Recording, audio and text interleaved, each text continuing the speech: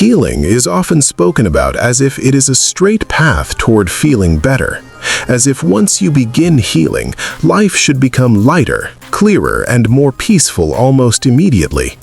But for many people, that is not what happens. Instead, healing can feel disorienting. It can feel like things are falling apart. You may feel more emotional than before, more tired, less motivated, or unsure about who you are becoming. This experience is far more common than people admit, yet it is rarely explained in a grounded and honest way. One of the most important things to understand is that healing does not simply add something new to your life. It often removes what was unconsciously holding your life together. For a long time, many people survived through tension, distraction, overworking, emotional suppression, or constant striving. These patterns are not mistakes. They are intelligent adaptations created by the nervous system to survive difficult environments. When healing begins, these patterns slowly lose their grip, and when that happens, the sense of structure they provided disappears. This can feel frightening. You may notice that you are no longer driven by the same urgency. The things that once motivated you may no longer work. Relationships may begin to feel misaligned. Old goals may lose their meaning. This does not mean you are becoming lazy or lost. It means that the internal pressure that once kept you moving is softening. And without that pressure, the system does not yet know how to orient itself. Many people interpret this phase as regression. They think something has gone wrong, but in reality, this is often a transition between survival and integration. Survival required constant effort, vigilance, and control. Integration requires something very different. It requires learning how to exist without tension as the primary source of direction. Another reason healing can feel harder at first is because emotions that were previously suppressed begin to surface. When the nervous system finally senses enough safety, it releases what it has been holding back. Grief that was postponed, anger that was never allowed, sadness that had no space to be felt. These emotions are not new problems, they are old experiences finally coming into awareness. This is why people sometimes say that healing made them feel worse. It is not because healing created pain, it is because healing allowed pain to be felt.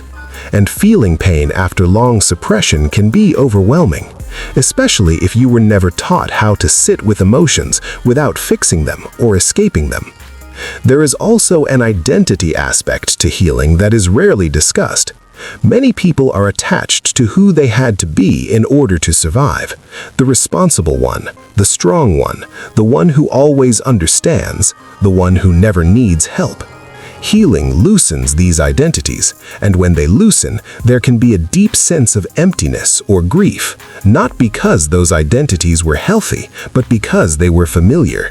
When identity dissolves, even partially, the mind wants answers. It wants a new label, a new direction, a new meaning. But healing does not always offer immediate replacements. Sometimes it creates a pause, a space where you are no longer who you were, but not yet sure who you are becoming. This in-between state can feel uncomfortable, but it is not a mistake. It is a necessary part of reorganization. Another layer of difficulty comes from the collapse of meaning. Many people rely on goals, beliefs, or spiritual ideas to give life a sense of purpose. During healing, these frameworks may temporarily lose their power. Things that once felt important may feel empty. Practices that once brought relief may stop working. This can be confusing and even frightening, especially for those who identify strongly with spiritual growth. But this phase is not a loss of truth.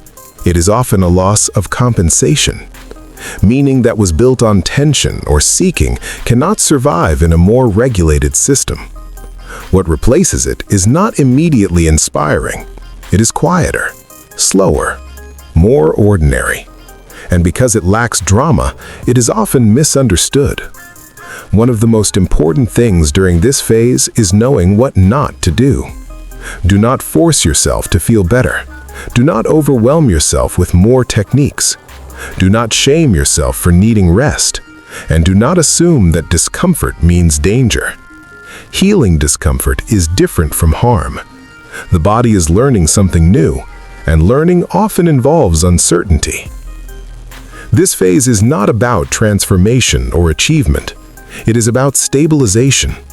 It is about allowing the nervous system to recalibrate without constant interference. It is about letting the body and mind find a new rhythm that is not driven by fear or pressure. Over time, something begins to shift, not suddenly, and not in a dramatic way. You may notice that your reactions soften, that you need less explanation for how you feel, that your relationships become simpler, that you are less interested in constant self-improvement and more interested in being present. Life may look more ordinary from the outside, but it often feels more real from the inside. This is what integration looks like. It is not a peak state. It is not constant peace. It is a grounded relationship with experience as it is. There is still emotion, still challenge, still uncertainty, but there is less resistance to it. If healing has made your life feel harder, it does not mean you are on the wrong path. It often means you are no longer relying on the strategies that once kept you safe but disconnected. You are learning how to exist without armor, and that takes time. Nothing is wrong with you. Nothing needs to be rushed. Something within you is reorganizing itself in a more honest way. And for now, that is enough. You do not need to search for the next answer. You do not need to fix what you are feeling. Simply noticing what is here, without judgment, is already part of the healing process.